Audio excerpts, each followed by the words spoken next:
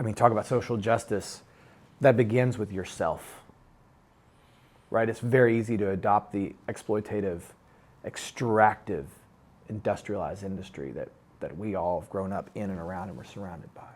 And so you think of your time as a resource, your health as a resource, your sleep as and you start to mine yourself, and then all of a sudden you're compromised.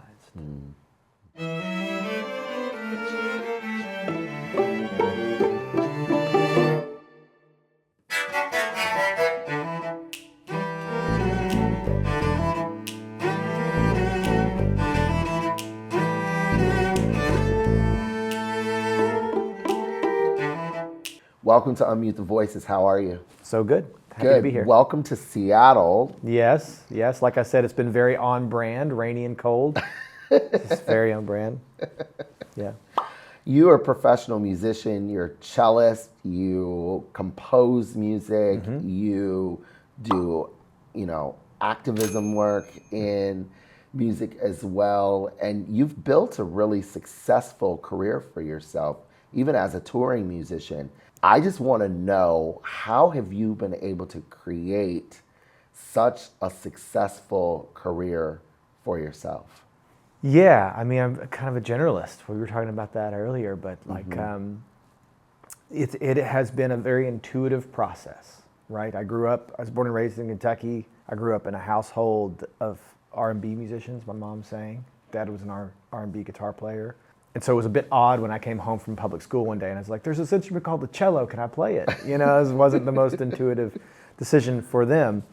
But through the cello, I studied classical, playing R&B music with my family. My grandfather was an old-time fiddler in East Kentucky, so like kind of bluegrass, old-time music worked its way in there. And then for whatever reason, innately, I've always wanted to use my music to connect people, especially around specific issues, often around the environment, trying to celebrate and protect the environment. But yeah, just on a very gut level, kind of following the resonance. I guess it's been very musical, like an improvisation, playing through the changes and listening for the rhythm.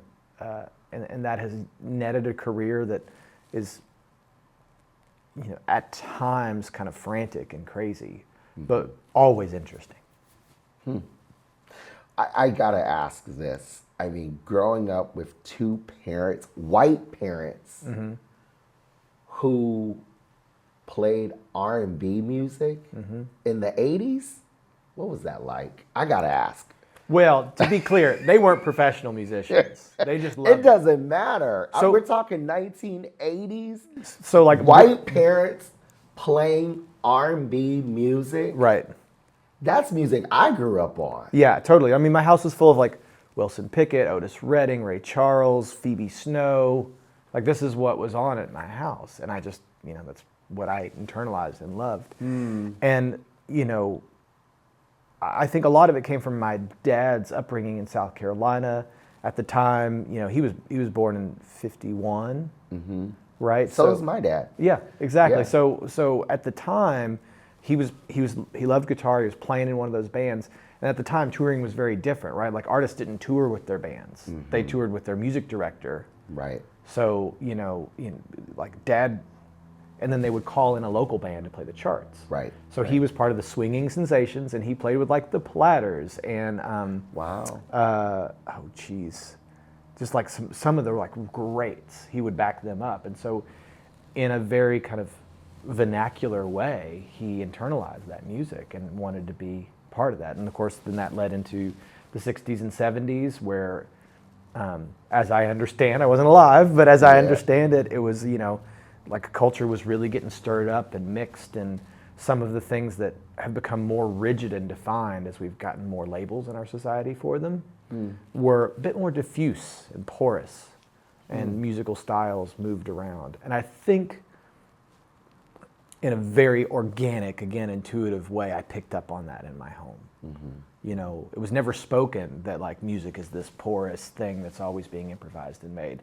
But he had never slapped my hand when I started learning R&B tunes or Dave Matthews tunes or trying to learn Louis Armstrong solo on my cello. There was never a moment where it was like, listen, you really need to take care of your etudes first. Huh. That didn't happen. Did anyone slap your hand during that time when you were exploring with other genres of music, R&B music on the cello, when you should have been studying your etudes? Was there anyone who was giving you grief? 100%. Every cellist teacher I had, with the exception of my very first teacher, who was an old hippie named Roberta Guthrie. She was super sweet. And she was very nurturing, and she just was like, just play cello. Just, play this instrument. It's a wooden box with strings, whatever you want. But all the other teachers, especially at the university level, because I started training with the professors at the university when I was in middle school, and they were very like, listen, you need to focus on what was often termed legitimate music. And I just was lucky enough, stubborn enough to just not accept that. Because if that was legitimate, then the music that I was loving on Paul Simon's record that he recorded with West African musicians from Cameroon, how is that not legitimate? Right? It was music that was polyphonic, polytonal at times. It was like, it was really richly complex, and I just, maybe I was just stubborn. I just trusted my ears. Yeah. And the sense of resonance. I mean, this is the word I've come to later in life. But the somatic experience of playing an instrument is sort of a truth. Because to truly listen to your instrument when you're playing it, it's not just your ears. It's the vibrations coming through your fingers and your bow hand. It's the against your body, especially with the cello. Yeah. Because it's so large and resonant that when you're really listening and present for the instrument to see if it's vibrating and resonating and filling the room, like what senses are playing there, there sort of is no boundaries. And I think that's kind of a way that I've lived through life, is in an intuitive way of just trying to like, is it resonating? And if it does, just trust it.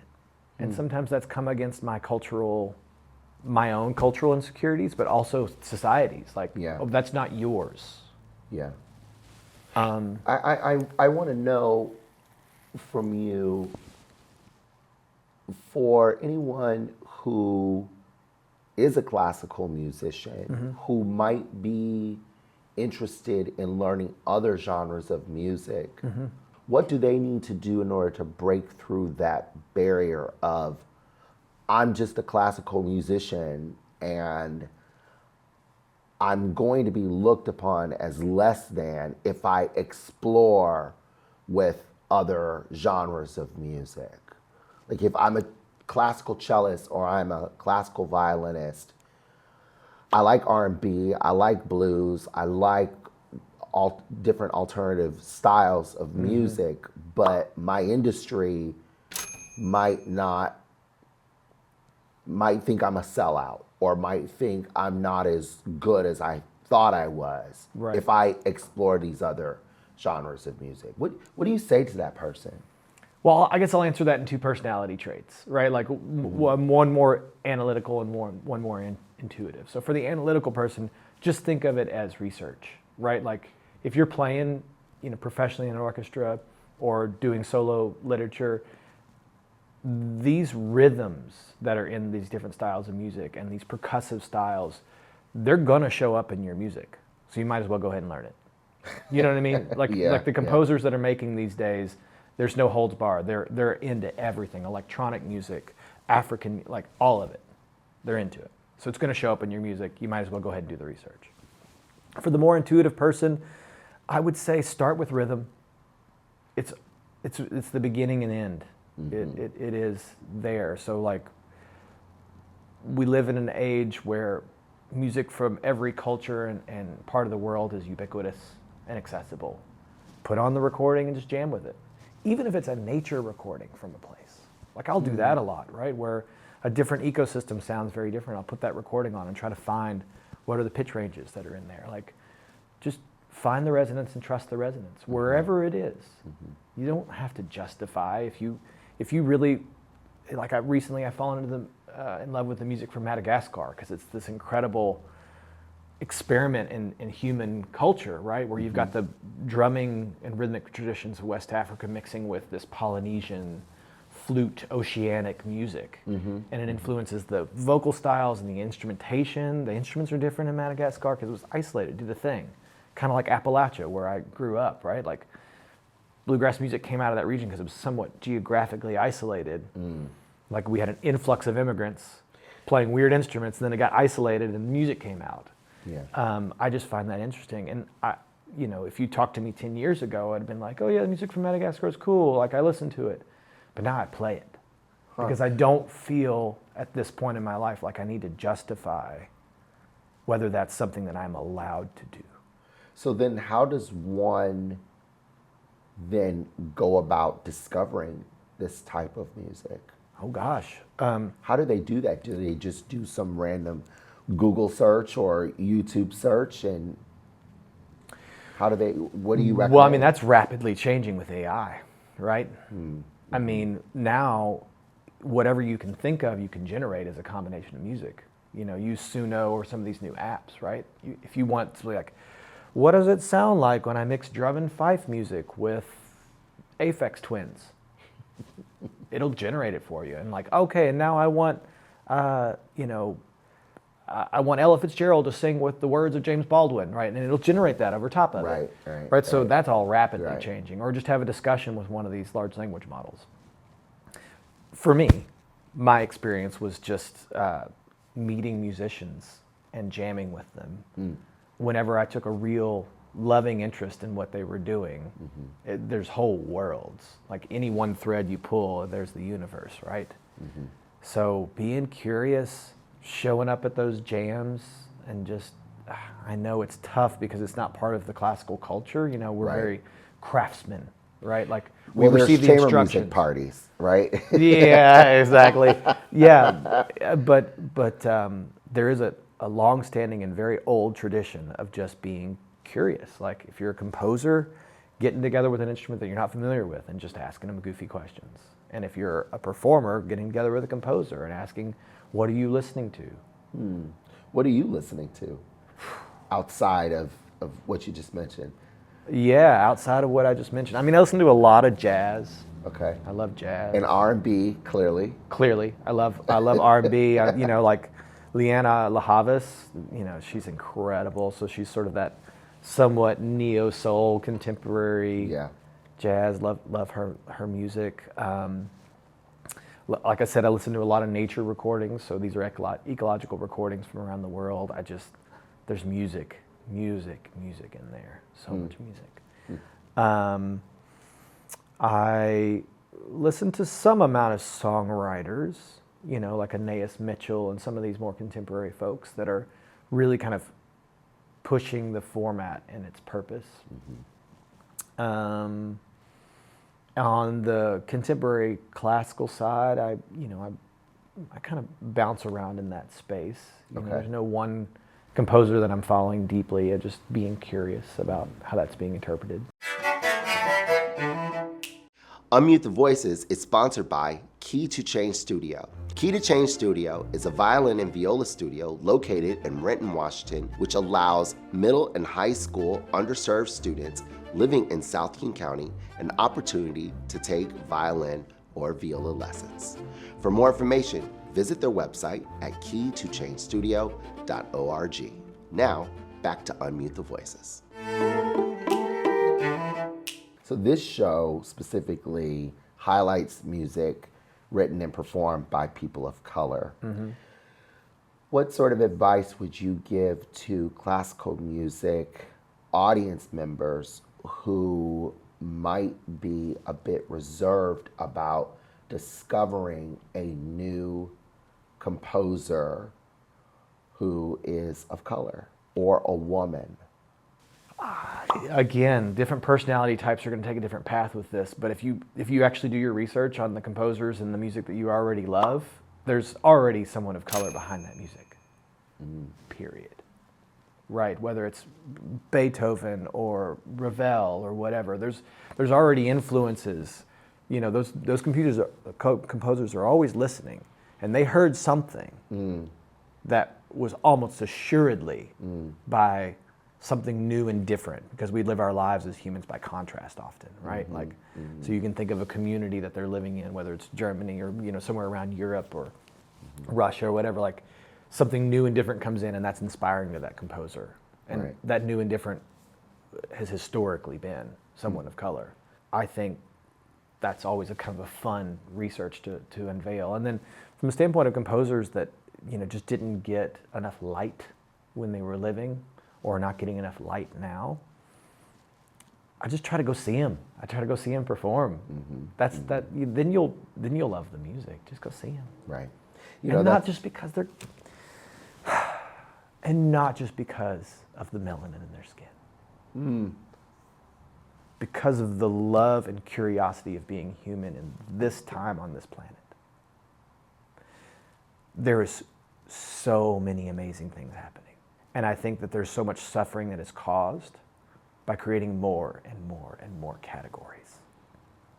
So in this post-activist way, I think there's a lot to be said for just listening to the human making that thing. Because depending on where you start your story, I've got family from Morocco, right? Like, depending on where you start your story, we're all mixed up on this stuff. So honoring where someone is, making sure to attribute correctly where stuff is coming from is incredibly important, but leading with love. When you hear something that you love, be curious. For me, that's the way I'm choosing to live my life. I was just thinking about Beethoven while you were chatting, when you were speaking, and I was thinking about his Kreutzer Sonata, the violin sonata, which composers would write a piece, they would dedicate it to someone specifically, and the dedication of the Kreutzer Sonata originally was for George Bridgetower, who was an Austrian black violinist, who was a friend of Beethoven's, who was a great, outstanding violinist, and they had a, let's say, misunderstanding. A woman was involved. Oh. And he took his dedication back. Duh. Right? And so this enormous work was first dedicated to a black man. And written with them in mind, no? Yeah. Right. So this is the thing. There, I didn't know this, which is, thank you for sharing. There it is. It's there. It's already in the DNA. It's not something that we need to correct or rediscover. Right. Right? It's something that we just need to love. But isn't that scary, though, for people to acknowledge that? I mean, you do, you're an activist. You do work in addressing social issues with music. How does one address their conscious or even unconscious biases when it comes to either listening to music by someone of color, or watching a performance by someone of color, or even just working with them in classical music? How does one address that?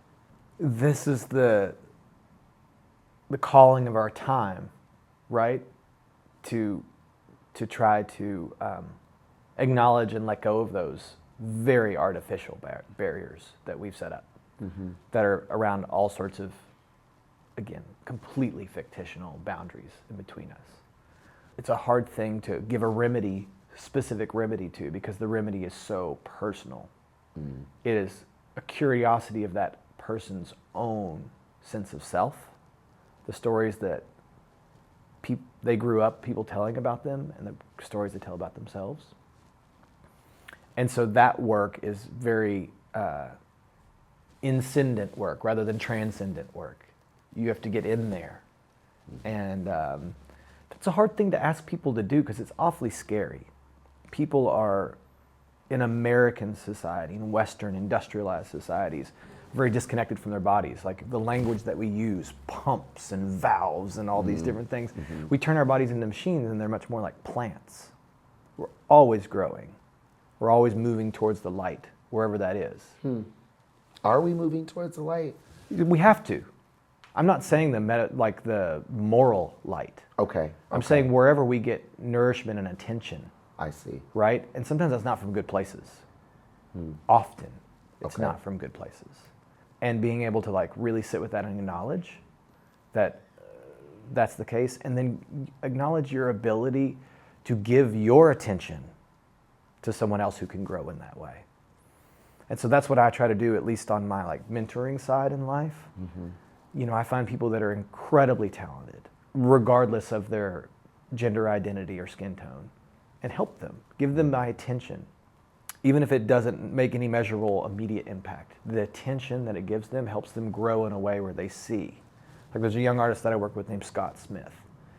And, you know, he's incredible. He's got this 5-octave operatic-esque range, but he's a country soul singer, right? And he grew up black in Appalachia and learned to survive by being this big, bright personality, and that's affected him in a lot of different ways. And I've tried to just give him my attention without trying to cajole him or, you know, convince him to do any one particular thing. And that's taken a long time. It's a very slow process.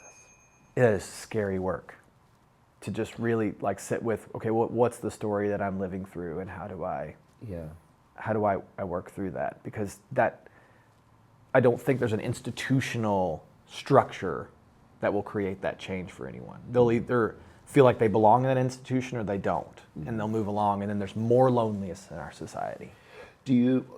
Are you afraid, or is the other person afraid? When you say scary work, who is the person who's afraid? You who's helping them, or the person you are helping, or both? Our identities are tied up in our relationships. So both. I am not going to live up to the story that I told myself I would. I'm also not going to live up to the story that the other people expected of me based on how I have been living. Like I had long COVID, right? So I was sick for about 1.5 years with these long haul COVID symptoms. And it was very humbling, but at the end of the day, it was a very good teacher, because there was a truth to my relationship with my body. And if I didn't respect my body, especially in this new state, it would not punish me. That's not the right word, but there would be consequences. And so I had to let you know that things but I had to give it right. attention, right? And so I changed the way that I ate. I changed the way that I slept. I stopped drinking alcohol. I finally took my like physical health seriously, because I recognized just how interconnected it all is. And once I connected to my body, it became much easier to connect to other people's bodies and nature. And so the dualism of like me, you, all that stuff started to dissolve a little bit, or at least become more porous, just like music. And so the act of listening to yourself, listening to the others, it's just so, it's so powerful. But then when you listen and you hear it, you hear that melody or that those changes, it can be scary, just like when you step up to take a solo. Yeah. You're like, oh, what do I have to say? What do I have to say? Right. So it's scary for both. My last question for you is, what sort of advice would you give to someone who desires to have a career like you? I mean, you are you have a multifaceted career, multi-talented, and you know, we now live in a day and age where young people are looking at social media and they see all the shows that you're doing, they see the recordings, they see you on Spotify, right? And they're comparing and saying, oh my gosh, I want that. What sort of advice would you give to someone who aspires to have a career just like yours? Just like mine? Oh, don't do it. No, I'm just kidding. Or at least the illusion of what they believe your career is. Right, 100%. Right? I get that. I mean, first and foremost, just take joy in the process of making music. You know, the more we learn in science, the more we see how musical the universe is. So just enjoy the fact that you're participating in this incredible thing. Yeah. And that will take you very, very far. The second I would say is like trust the resonance. You know, if there's something that really calls to you, just trust that and do it. You don't have to come up with some justification to do it. I would say invest in people, not gear. Right? Like it's not your instrument that's going to get you there. It's the people that you surround yourself with that will support and love you and help you through the hard stuff. And I would also say that, you know, it takes the time that it takes, and to make sure that you care for yourself along that path. Because it is very easy to adopt this sort of, I mean, talk about social justice, that begins with yourself, right? It's very easy to adopt the exploitative, extractive, industrialized industry that we all have grown up in and around and we're surrounded by. And so you think of your time as a resource, your health as a resource, your sleep as like, you start to mine yourself, and then all of a sudden, you're compromised. And so, like, that process of self-care is like, it's one of the most radical things you can do, is to care for yourself. Not as an individual or some sort of optimized way, but as an aspect of nature and society. So that like first step of justice starts with caring for yourself. Wow. Yeah. Thank you so much. Yeah, it's my pleasure. For being here. Wish on we had the more show. time. Yeah. I want to hear more about what you're doing and thinking, and maybe play a little music sometime. Yeah. Yeah. Thank you so much for being on this show. My pleasure. Really appreciate it. Yep. And thank you as well for joining us for this episode of Unmute the Voices. I'm Dr. Quinton Morris, and I hope you enjoy your day.